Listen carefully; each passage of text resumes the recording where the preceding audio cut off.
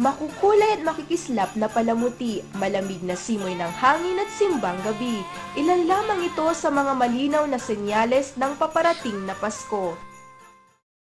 Para sa mga Katoliko, isang mahalagang selebrasyon ito ng kapanganakan ng dakilang tagapagligtas na si Jesus at karaniwan na sa panahong ito ang mga salo-salo, palitan ng regalo, caroling at iba't iba pang gimmick bilang paggunita dito.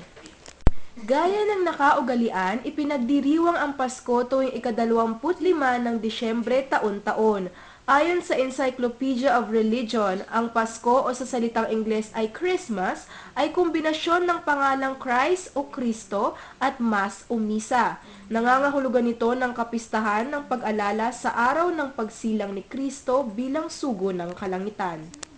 Subalit ayon sa mga relihiyong Saksi ni Jehovah, Iglesia ni Cristo at Seventh-day Adventist, ang kasaysayang ito ay sinasabing taliwas umano sa nasasaad sa Biblia. Di umano kung riripasuhing mabuti ang Biblia, binabanggit sa 2 kabanata, versikulo 8 ng Aklat ng Lucas na ang pagkapanganak ni Kristo ay naganap sa mga panahong hindi tagnyebe.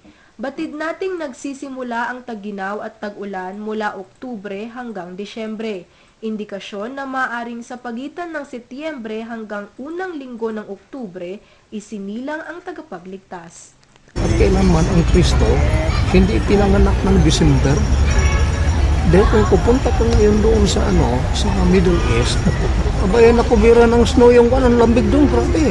Samantala, kasunod ng paniniwalang ito, sang-ayon naman ang Iglesia ni Cristo at Seventh-day Adventist sa paggunita at pagdiriwang ng kapanganakan ni Jesus.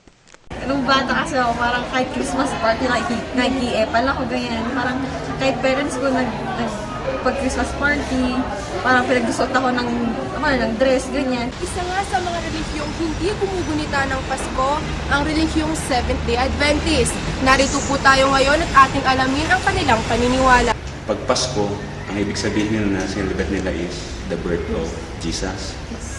Pero wala kasing proof sa Bible na ang December 25 ang kanyang birth.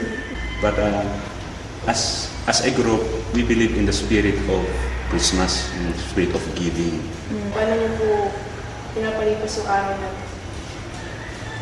Kung sa amin, kung may program kami na kung yung mga buwan na yun, ay for example, kunin namin yung mga battery dito. Tapos, ni-encourage namin nila na magdala ng kanilang gift. Kabaligtaran naman ito sa mga saksi na naniniwalang mas dapat gunitain ang pagkamatay ni Kristo o ang Passover kesa sa kapanganakan niya. Itinuturing rin umano nilang malaking kasalanan ang Pasko. Dala ng iba't ibang paniniwala at pagkilala sa hinihirang na Panginoon, tunay ngang hindi may iwasan ang iba't ibang pananaw sa Pasko ng iba't ibang relihiyon. Sa kabila nito, mapa-Iglesia ni Cristo man, Saksi ni Jehovah, Seventh-day Adventist o Katoliko, lahat ay nagkakaisa sa hangarin masuklian ang pagmamahal ng Panginoon at mapalaganap ang kanyang mga turo.